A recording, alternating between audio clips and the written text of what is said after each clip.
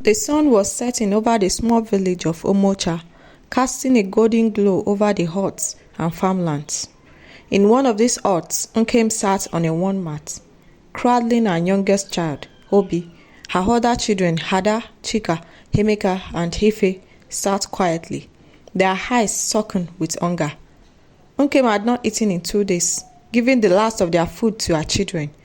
But now, there was nothing left. She stared at the empty cooking pots, her heart heavy with worry. The children were weak, their small bodies trembling from hunger. She had no choice. She had to ask her sister for help. With Obi tied to her back, she gathered the other children and began the long walk to Adaku's house. The road was dusty and every step felt heavier than the last. When she finally reached the large compound, she hesitated. Adaku's house was grand, with tall walls and a strong wooden gate.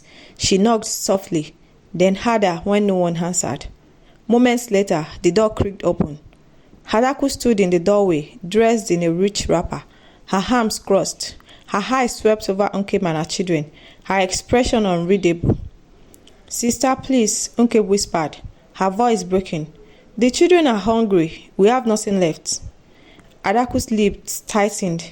"Nkem, I have my own family to feed. You should have been wiser with your life." Nkem's heart clenched. "Just a little food, anything. I have nothing to give." And with that, Adaku slammed the door shut. Nkem stood there for a moment, her knees weak. Then she turned and walked back home, whispering prayers under her breath. That night, Adaku's husband, Obina, returned home. He sat at the wooden table and reached for a loaf of bread. But as soon as he sliced into it, red blood oozed out. Obina jumped to his feet, his face pale. "Adaku, what is this?" Adaku gasped, stepping back in horror. "I don't know." Then she remembered Nkem's visit, the look of desperation in her eyes. A deep fear settled in her chest. Without another word, Obina grabbed a basket of food and ran to Nkem's house. When he arrived, the hut was eerily silent. He pushed open the door and gasped. Nkem was kneeling on the floor, her arms wrapped around Obi and Ife. Their body barely moved. The three eldest children lay still, their eyes closed, their chests no longer rising. Obina rushed forward. "Nkem, here, take this food, feed them." But Nkem only shook her head weakly. "It is too late," she whispered. "God has already fed them." Tears filled Obina's eyes as he knelt beside her. "No, please eat. Save yourself." Nkem smiled faintly, her strength fading. "He will answer my prayers too." And in that moment, Obi and Ife let out soft sighs and grew still. Nkem's body swayed, and then she too collapsed. A cold wind rushed through the room, carrying the cries of the night. Obina sat frozen, his hands trembling. Outside, the village dogs howled, and the stars above seemed to dim. But inside Nkem's small hut, silence sat heavy like a curse. Obina remained kneeling, his breath unsteady. He had never seen death so close before, never felt such sorrow pressing against his chest. The children, lifeless, Nkem gone. His hands shook as he placed the food basket on the ground. What had he done? What had Adaku done? Outside, villagers began to gather, drawn by the strange stillness. Mama Heze, the oldest woman in the village, pushed her way inside. Her sharp eyes scanned the room before she clutched her chest and let out a long wail. "Chineke! They are gone!" she cried. At the sound of her voice, others rushed in. Women covered their mouths in horror, men shaking their heads, whispering, "This is not natural," or said Okafor, the village chief. He turned to Obina. "What happened here?" Obina swallowed hard, his voice barely above a whisper. "Nkem, she begged Adaku for food, but she was turned away. When I came to bring food, it was too late." A murmur spread through the crowd. Mama Heze's eyes darkened. She knelt beside Nkem's body, pressing a wrinkled hand against the widow's forehead. "Something is not right," she muttered. "The gods are watching." Back in her grand house, Adaku paced the floor, unable to shake the chill in her bones. She had barely slept. The night had been filled with nightmares, whispers in the dark, hands reaching for her, eyes staring through the walls. Then she heard it, a knock, slow, hollow, echoing through her chest. Her heart pounded. She rushed to the door and yanked it open. No one was there. But just as she was about to turn away, a sharp wind blew past her, whispering in her ears, "You have blood on your hands." Adaku stumbled back, her breath quickening. She slammed the door shut and pressed her back against it, her body trembling. She didn't know that outside, just beyond the village, something else had awakened. A storm was coming to Umocha, and it would not be kind. In Adaku's house, the air felt weak. Heavy. No matter how many lamps she lit, the corners of the room remained dark. She tried to eat, but every bite felt like sand in her mouth. Obinna had not returned. Then the knocking came again. Soft, slow, hollow. Adaku's heart hammered in her chest. She gripped the edges of her wrapper and forced herself to the door. She opened it. No one again. Then she noticed it, a single footprint in the dust. Small, bare, a child's. Adaku's breath caught. She slammed the door shut and backed away, her skin prickling. Then a voice, low, whispering, right behind her. "Sister, we were hungry." Adaku spun around, but no one was there. The lamps flickered.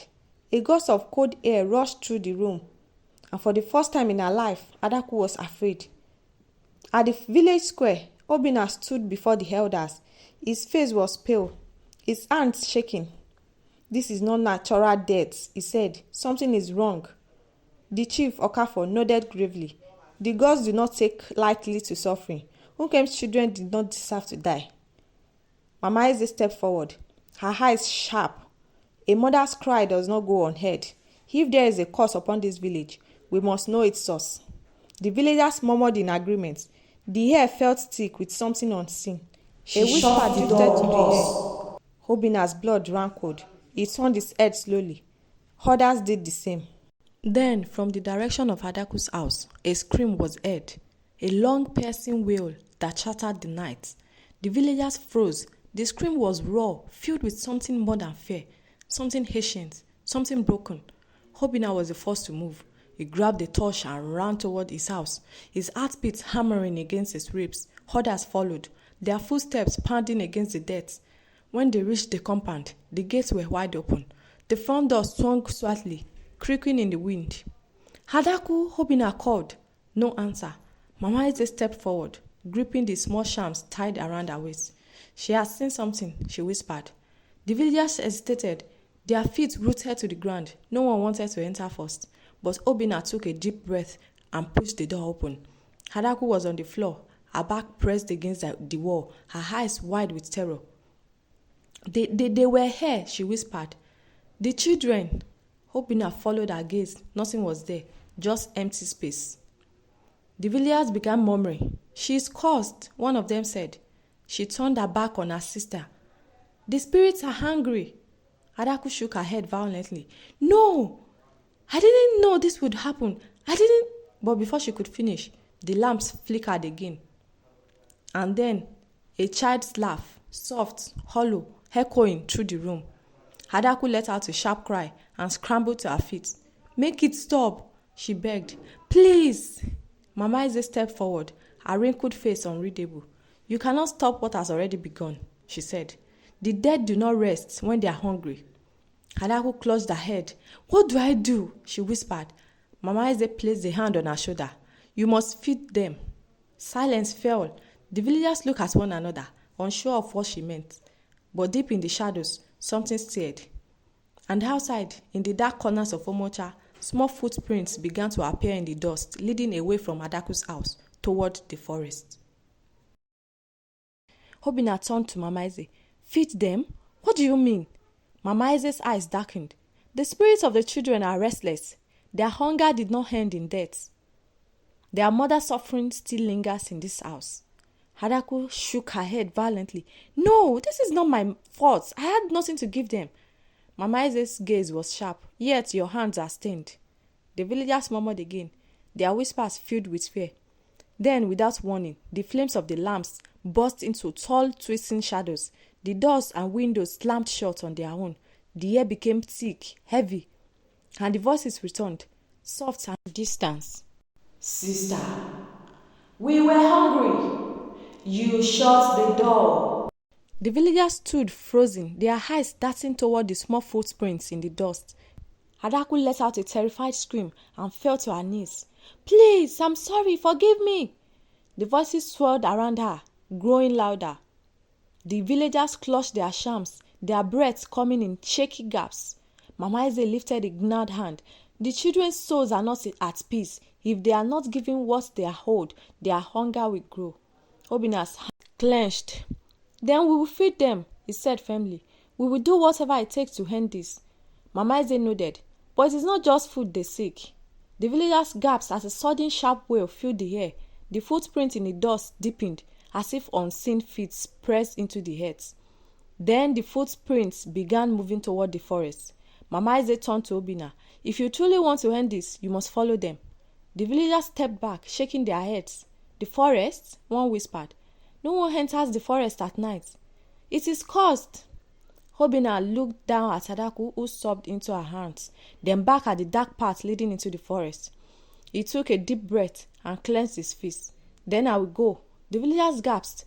Mama Eze nodded solemnly. "You will not go alone." She turned to the crowd. "Who among you has the courage to face the dead?" Silence. Fear hung thick in the air.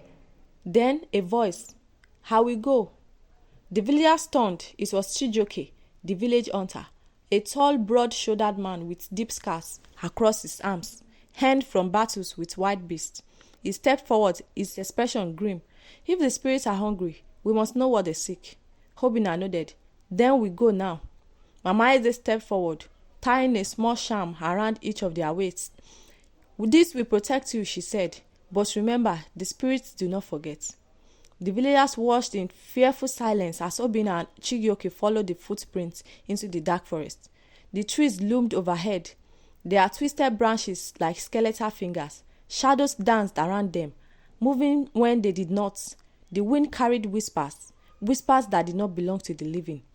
Then there was a flicker of movement ahead, small figures in the darkness, and a voice barely above a whisper. "We are still hungry." Obina's breath caught. His feet froze as Nkem's children standing in the shadow. Their eyes glowed softly in the darkness. Their small thin arms reached out, and their lips parted in unison as they whispered, "Sister."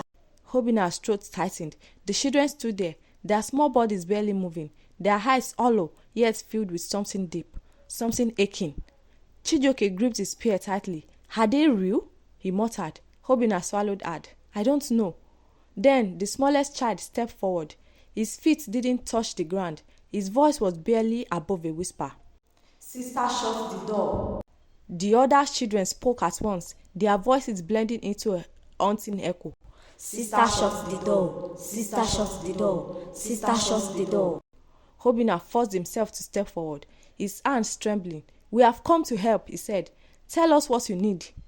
The children blinked slowly, their small hands lifted, pointing deeper into the forest. Chijioke hesitated. "They want us to follow." Obina turned to him. "Do we have a choice?" Chijioke sighed and shook his head. "No." Together they followed the children, stepping deeper into the thick darkness. The forest felt alive. Then suddenly the children stopped. Ahead of them was an old broken hut, hidden beneath the tangled vines. Its door hung open, creaking slightly in the wind. Obina's chest tightened. "What is this place?" The smallest child turned, his eyes locking onto Obina's. "Her mother's house," he whispered. Obina felt a cold shiver run through his spine. But Nkem lived in the village. The child's lips barely moved. Before, a deep silence fell between them. Obina turned to Chijioke, who looked just as disturbed. Mama Eze's words echoed in his mind. The dead do not rest when they are hungry. Taking deep breaths, Obina stepped toward the hut. The children watched him, unmoving. He reached the door and peered inside. And what he saw made his blood run cold. The floor was covered in small dried handprints. The walls were scratched as if tiny fingers had clawed at them for years. And in the center of the room, a small wooden bowl, empty. The air grew heavy. The wind howled through the broken windows. Then, from the shadows, a voice, soft, familiar. "You have come too late." Obina spun around, his heart pounding. Standing in the doorway was Nkem. Her body was pale, her eyes dark pools of sorrow. Her wrapper hung loose around her thin frame. Chijioke stumbled back, gripping his spear. "Obina!" he warned. Obina's throat was dry. "Nkem!" Her head tilted slightly. "My children were hungry." Obina swallowed hard. We brought food. We came to help." Nkem's empty smile remained. "Did you?" she asked. "Or did you come to bury your guilt?" Obina opened his mouth, but no words came. The children stepped into the room, their hollow eyes fixed on their mother. She knelt beside the empty bowl, running her fingers over its surface. "When my children cried for food, no one came," she whispered. "When I knocked on my sister's door, she shut it." Her fingers tightened around the bowl. "And now you come. Now you bring food." The tears slipped down her cheek. But when it touched the ground, the earth groaned. The air thickened with something dark, something watching. Chijioke took a step back. "Obina, we need to leave." But Obina couldn't move. He could feel something ancient in the air. Grief, hunger, rage. It clung to him like damp clothes. Nkem's finger traced the rim of the empty bowl again. Then she lifted her dark eyes to Obina. "You cannot leave," she whispered. "Not until they are fed." The children stepped closer, their hollow eyes locked onto him. Their voices rose together, soft but piercing. "We are still hungry." Obina's heart pounded. He pulled the bag of food from his shoulder, his fingers shaking as he unwrapped it. "Here," he said desperately. "We brought food. You don't have to be hungry anymore." He placed the food in the bowl. Yams, bread, dried meat. The rich smell filled the hut. The children stared at it. The smallest one reached forward, then stopped. Nkem shook her head slowly. "This is not the food they seek." Obina felt his stomach drop. "What do they want?" The whisper came again, but this time it was different. "Adaku." Obina's blood turned to ice. Chijioke sucked in a sharp breath. "It's her they want." Nkem's dark eyes bored into Obina's. She must answer. Obina's mind raced. The spirits went after him. They went after Chijioke. They wanted Adaku. Obina barely had time to move before he and Chijioke were thrown backward, crashing into the ground outside. The door to the hut slammed shut. The voices inside rose into an eerie wail. Obina's chest rose and fell in rapid breaths.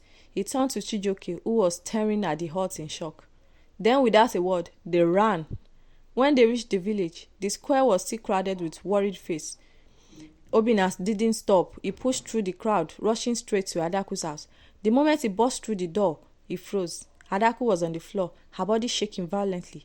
Her eyes were wide, her lips moving into silent, broken whispers. And in front of her, small footprints in the dust. Obina knelt beside her, gripping her shoulders. "Adaku, what happened?" Her breath came in gaps, tears streaming down her face. "They came," she whispered.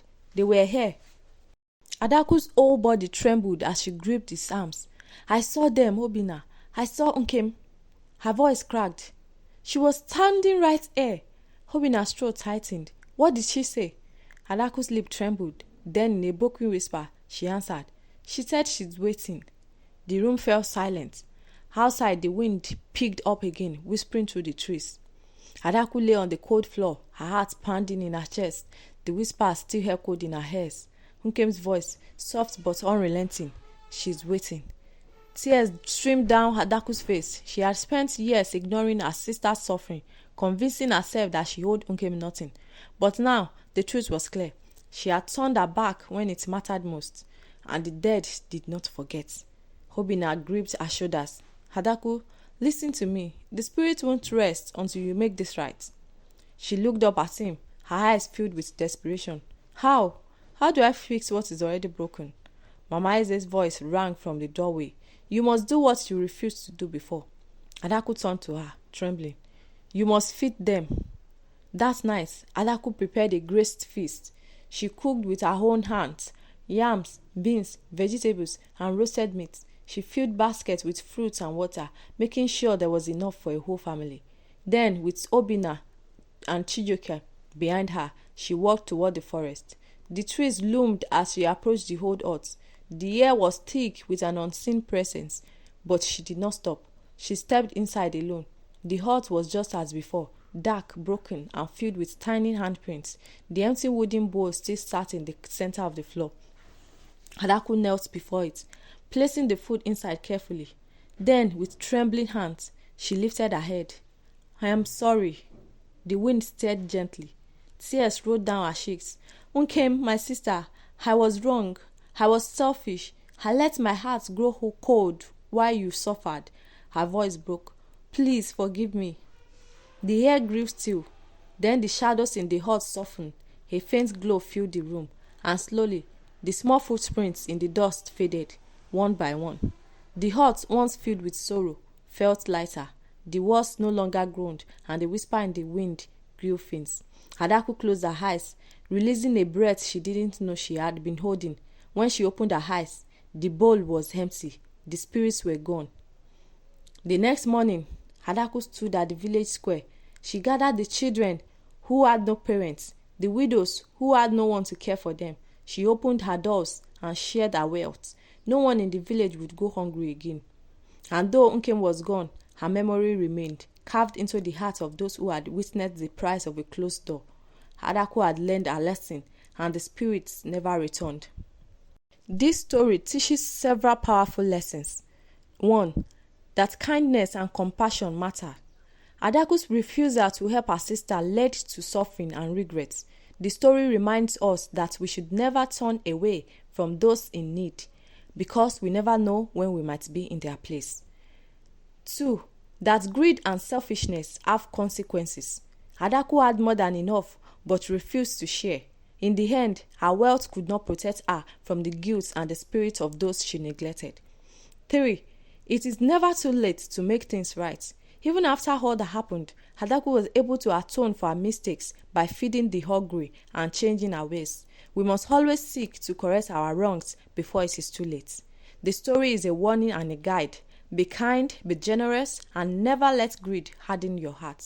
If you enjoyed this story and want more, please subscribe to this channel and click the bell icon for new video notifications. You can also check out some of the videos here. Thank you for watching. Remain blessed.